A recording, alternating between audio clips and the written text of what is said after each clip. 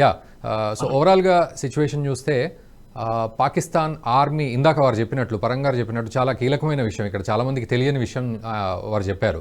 So army and terrorist groups అనే తేడా లేనటువంటి ట్రైనింగ్ అక్కడ కొంతమంది పొందుతున్న సందర్భం అండ్ వాళ్ళకి ఫుల్ సపోర్ట్ ఇస్తున్న సందర్భం, ఇది బయట ప్రపంచానికి తెలిసినా తెలియకున్నా ఇంటర్నల్గా ఇది జరుగుతుందనేది అర్థమవుతోంది. సో మీ ఎక్స్పీరియన్స్లో ఇవి ఎలాంటి సిచ్యువేషన్స్, అండ్ ఇప్పుడు ఇండియన్ ఆర్మీ కూడా రంగంలోకి దిగింది కాబట్టి పూర్తిగా కౌంటర్ అటాక్ చేయగలదా, చాలా పకడ్బందీగా వెళ్ళగలదా, అక్కడున్న అప్రోచ్ ఎలా ఉంటుంది, ఓవరాల్గా ఎలా ఉంటుంది?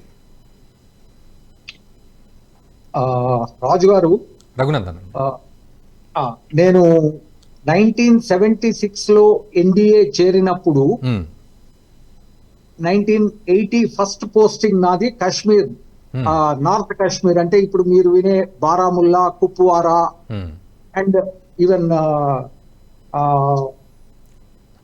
పరమేశ్వర్ గారు చెప్పిన ఆ కిషన్ గంగా, ఆ ఏరియాస్ లో నేను అప్పుడు సర్వ్ చేసినప్పుడు ఇట్ వాస్ క్వైట్ పీస్ఫుల్. మళ్ళీ తర్వాత mid-90s లో when the situation was very hot, I was in central Kashmir, అంటే నియర్ అబౌట్ శ్రీనగర్. ఆ టైంలో it was very heated atmosphere. మా లొకేషన్ లో ఎవ్రీ వీక్ ఏదో ఒక ఎన్కౌంటర్ జరిగేది and people from Afghanistan and Sudan కూడా వచ్చేవాళ్ళు. వాళ్ళందరినీ అక్కడ ఇండియాలో ఏదో ఘోరం జరిగిపోతుంది, కాశ్మీర్ నువ్వు సేవ్ చేయండి అని వాళ్ళను పంపిస్తే వాళ్ళు ఎవరైతే చావకుండా బతికిన వాళ్ళ ఇంట్రాగేషన్ లో ఈ విషయాలన్నీ తెలిసేది. అయితే ఇప్పుడున్న పరిస్థితిలో lot of changes have taken place, especially after repealing of article 370. దాంతో ఆ సిచ్యువేషన్ తమకు అనుకూలంగా లేదని భావించిన చాలా మంది local politicians or even commoners, ఇప్పుడు మనం వింటున్నది నెక్స్ట్ లెవెల్ ఆఫ్ వార్ఫేర్, ఇది 5th కాలమ్ వార్ఫేర్ జరుగుతోంది.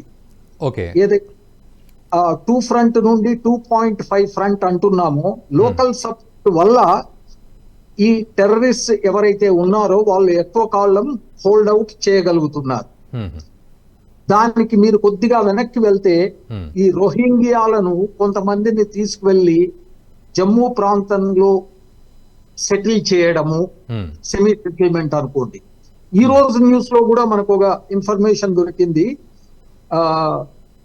బంగ్లాదేశ్ నుంచి ఒక టనల్ ద్వారా, ఒక షార్ట్ టనల్ ద్వారా ఒకతని ఇంట్లోంచి people have very very easy access every day, several dozens or even hundreds can come inside India అన్నది.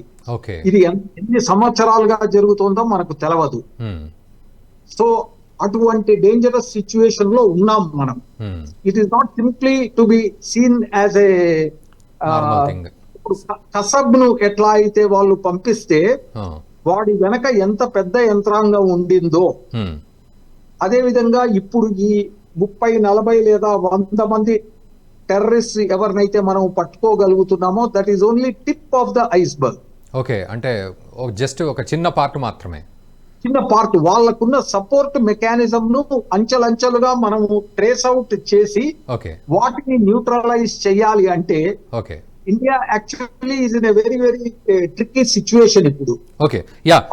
విష్ణువర్ధన్ గారు, ఒక్కసారి ఆ ట్రిక్కీ సిచ్యువేషన్ ఏంటి అనే డీటెయిల్స్ నేను తీసుకునే ముందు ఒక్కసారి లక్ష్మణ్ గారిని కూడా మాట్లాడిస్తాను. లక్ష్మణ్ గారు, సో ఓవరాల్గా చూస్తే సిచ్యువేషన్ పొలిటికల్గా ఎన్నో కామెంట్స్ ఉంటున్నాయి, అనవసరంగా ప్రభుత్వాన్ని ఇరుకునబెట్టే మాటలు మాట్లాడడం, ఇవన్నిటికీ కూడా తలొగ్గకుండా ప్రభుత్వం చాలా చాకచక్యంగా వ్యవహరించాల్సిన పరిస్థితులు ఉన్నాయి ఇటువంటి దాడులు జరిగినప్పుడు. ఎందుకంటే సైనికులు మరణిస్తూ ఉన్నారు, ప్రతిష్ట దెబ్బతింటూ ఉంటుంది, ఇంటర్నల్ సెక్యూరిటీ విషయంలో క్వశ్చన్స్ వస్తూ ఉంటాయి, అండ్ పొలిటికల్గా ఇందాక నేను అన్నట్టు ఎన్నో విమర్శలు వస్తూ ఉంటాయి. బట్ ఈరోజు ఆర్మీ రంగంలోకి దిగడం అనేది ఎటువంటి సంకేతం, మొత్తానికి అందరినీ కూడా పెగిలించి వేస్తామనే విషయం వారు చెప్తూ ఉండడం ఎటువంటి సందర్భం అనాలి? సో మళ్ళీ మనం ఒక గ్రిప్ సంపాదించుకునే ప్రయత్నంలో అడుగులు వేసినట్టేనా?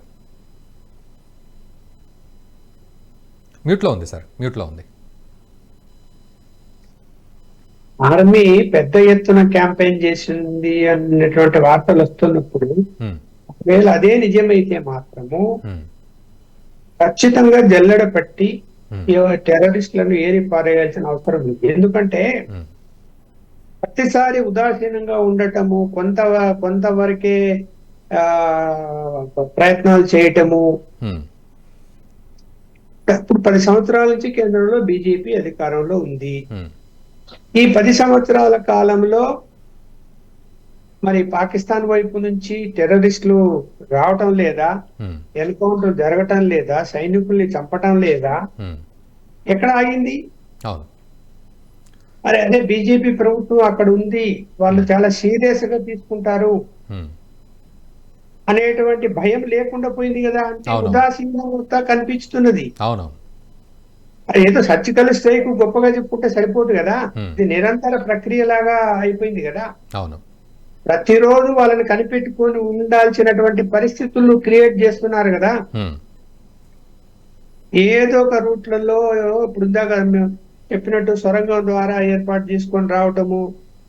ప్రధాన సమస్య ఏంటంటే పాకిస్తాన్ సైన్యము టెర్రరిస్టులకు ట్రైనింగ్ ఇచ్చి వాళ్ళకు అన్ని విధాలుగా సహకరిస్తుంది కదా. ఇది ఎవరైనా అంగీకరిస్తారా? ప్రపంచ దేశాలు అంగీకరిస్తాయా? ఎగ్జాక్ట్లీ లేదు. అది బహిరంగ రహస్యం కదా. అవును. ఇప్పుడు ఎన్నోసార్లు పాకిస్తాన్ హెచ్చరించింది అమెరికా, ఉమ్, అయినా కూడా వాళ్ళ విధానం ఏం మార్చుకోలేదే. వాళ్ళు ఎందుకు? చైనా సహకారం ఇస్తున్నది, వాళ్ళకు ఉమ్, డబ్బులు పంపిస్తున్నది, వాళ్ళకి క్యారిడార్ ఏర్పాటు చేస్తున్నది. ఉమ్, ఆఫ్ఘనిస్తాన్ వరకు హైవే రోడ్డు చైనా ఎందుకు నిర్మాణాలు చేపట్టి వాళ్ళకి అప్పగించింది. ఉమ్, అంటే ఇక్కడ మనము అంతర్జాతీయంగా ఈ టెర్రరిస్టుల విషయంలో ఫైట్ చేయటం లేదు. అన్ని దేశాలతో మనము సఖ్యతగా ఉండాలి అనేటువంటి పాలసీ మీద పోతున్నప్పుడు ఉమ్, మరి ఏ దేశాలు మనకు సహకరిస్తాయి, ఏ దేశాలు వాళ్ళకి సపోర్ట్ చేయకుండా ఉంటాయి? ఉమ్, అన్నిటికీ కారణం చైనా. పోనీ ఈ దేశంలో ఉన్నటువంటి ప్రతిపక్ష పార్టీలు ఏమైనా అరే దేశ భద్రత ఇంపార్టెంట్, ఈ దేశ పౌరుడిగా మనము ప్రభుత్వాలకు సహకరించాలి, సలహా ఇవ్వాలి, వాళ్ళు చేస్తున్న మంచి పనిని అప్రిషియేట్ చేయాలి, సైనికులను ఇంకా ప్రోత్సహించాలి అనేది బుద్ధి ఏమన్నా ఉందా? ఉమ్, సైనికులను డిమారల్ అయితే విధంగా స్టేట్మెంట్లు ఇస్తారు కదా. అవునవును. మరి స్టేట్మెంట్ ఇస్తారు. సైనికులు చనిపోయారు అనుకోండి, ఆ చేతగాని ప్రభుత్వం సైనికులు చనిపోయారని మాట్లాడతారు. ఉమ్, సైనికులను చంపింది ఎవరు? వాళ్ళ గురించి మాట్లాడాలి కదా. ఎగ్జాక్ట్లీ. మాట్లాడుతున్నారా? విన్నామా ఎప్పుడన్నా? ఉమ్, ఎవయా నువ్వు పాకిస్తాన్ నుంచి వచ్చావు, నువ్వు ఎవరు, నీ సంగతి మేము తెలుస్తామంటే ప్రతిపక్ష పార్టీలు అనాలి కదా. అవును. అలా కాదు, ఆ సైనికులు చనిపోయారు, ఉదాసీనతగా ఉన్నారు, ప్రభుత్వం ఫెయిల్ అయిపోయింది, దానివల్లనే సైనికులు చనిపోయారు అని మాట్లాడతారు కదా. ఉమ్, అని చంపినోని గురించి మాట్లాడవయ్యా. ఉమ్, వాడు దొంగగా వచ్చి వాడు చంపుతూ ఉంటే గనక నువ్వు వాడి గురించి మాట్లాడాలనా? చనిపోయిన వాళ్ళ గురించి మాట్లాడతారు. చనిపోయిన వాళ్ళు అంటే ప్రభుత్వ వైఫల్యం అని మాట్లాడతారు. ఏం ఎగ్జాక్ట్లీ. వైఫల్యం ప్రభుత్వ ఉంది? వైఫల్యం. అవును. సైనికుల ఎక్కడ ప్రాణాలు. ప్రభుత్వ వైఫల్యం ఉంది? ఆ, ఉమ్, ఇప్పుడు ఇద్దరు మన సీనియర్లు ఇద్దరు కూడా మిలిటరీలో పనిచేసి వచ్చారు. వాళ్ళని అడగండి, ఎక్కడన్నా ప్రభుత్వ వైఫల్యం ఉందేమో. ఉమ్, ఆర్మీకి కావాల్సినటువంటి అన్ని సమకూరుస్తున్నారు, అత్యధిక ఆయుధాలు ఇస్తున్నారు, అన్ని విధాలుగా ప్రయత్నాలు చేస్తున్నారు, వాళ్ళకి ఎంతో ప్రోత్సహిస్తున్నారు. అంత సపోర్టుగా 10 సంవత్సరాల నుంచి ఉన్నా కూడా ఉమ్, ఎందుకు టెర్రరిస్టులు ఆగిపోవడం లేదు? వస్తూనే ఉన్నారు, ఈ దేశానికి అడుగు పెడుతూనే ఉన్నారు. ఉమ్, ఇక అంటే ఈ దేశంలో ఉన్నటువంటి వ్యక్తుల సహకారం ఉందనే కదా దాని అర్థం. ఎగ్జాక్ట్లీ. 100% సార్. 100%. అతను ఎవరో వాళ్ళ ఇంటి నుంచి సొరంగం తవ్వాడంటే ఆ ఇంటిలో ఉన్న వ్యక్తి ఈ దేశం వాడే కదా. వాడేందుకు అట్లా చేశాడు? మరి ఎగ్జాక్ట్లీ. వాడిని పట్టుకోవాలి కదా, వాని ముందు ఎన్కౌంటర్ చేయాలి కదా. మరి ఇప్పుడు మనము అలా మాట్లాడి ఈ దేశంలో ఎవరు సహకరిస్తున్నారో వాళ్ళని ఆరాధించి వాళ్ళని ఎన్కౌంటర్ చేశారు అనుకోండి, ఎన్కౌంటర్ చేశారని పౌరవ సంఘాలు అందరూ వచ్చేస్తారు, అవును. అన్యాయంగా చంపేశారు, అన్యాయంగా ఇది చేశారు. మరి దేశానికి ద్రోహం చేస్తూ ఈ దేశంలో ఉంటూ టెర్రరిస్టులకు స్థావరం బాంబేకి ఎలా రాగలిగాడండి? పార్లమెంటు భవనాలని ఎలా దాడి చేయగలిగారంటే పార్లమెంటు భవనాల వరకు వచ్చి. అంటే ఈ దేశంలో ఎవరో సహకారం చేయలేదా? మరి మరి మరి కాంగ్రెస్ పార్టీ అయితే మరి దారుణంగా మాట్లాడుతోంది. చైనాకు సపోర్ట్ గా మాట్లాడతారు. లేదంటే ఆయన ఎవరో కాంగ్రెస్ లీడర్ ఒక ఆయన పాకిస్తాన్ అంటే నాకు చాలా ప్రేమాభిమానాలు ఉన్నాయి అంటాడు. అవును, పాకిస్తాన్ దగ్గర న్యూక్లియర్ బాంబులు ఉన్నాయి, మనం వాళ్ళతో మాట్లాడాలి అని చెప్పి అంటాడు. స్టేట్మెంట్. మరి పోనీ స్నేహభావంతో అంటే ఇక్కడ ఉండాలి. ఇంకొక డౌట్ వస్తుంది సార్. ఇప్పుడు పరం గారు చెప్పినట్లు ఆర్మీ అండ్ ఉగ్రవాదులు కూడా చక్కగా అందరూ కలిసిమెలిసి ట్రైనింగ్ తీసుకుంటున్న సందర్భాలు ఉన్నాయి. అండ్ ఇప్పుడు ఇక్కడ కాంగ్రెస్ నేతలు కూడా సైనికులు మరణిస్తే వాళ్లకు నివాళులర్పించడం మానేసి ప్రభుత్వ వైఫల్యాల వల్ల సైనికులు వారి కుటుంబాలు బాధపడుతున్నారంటూ రాహుల్ గాంధీ లాంటి వాళ్ళు మాట్లాడడం, అండ్ పాకిస్తాన్ దగ్గర బాంబులు ఉన్నాయి, మనం మాట్లాడాలి, కూర్చొని మాట్లాడాలి అని చెప్పి మాట్లాడడం. సో ఇదంతా ఇంటర్లింక్డ్ గానే అనిపిస్తోంది చూస్తే నిజంగానే ఆ సైకాలజీ. అంతే కదా. యా, అంటే ఈ దేశంలో ఉన్నటువంటి ముస్లిం మైనారిటీల ఓట్ల కోసము ఈ దేశ భద్రతను కూడా పణంగా పెడతారా వీళ్ళు? ఓకే, పెడతారా? ఏ ముస్లిం ఓట్లు లేకపోతే యాక్చువల్లీ ఏంటి?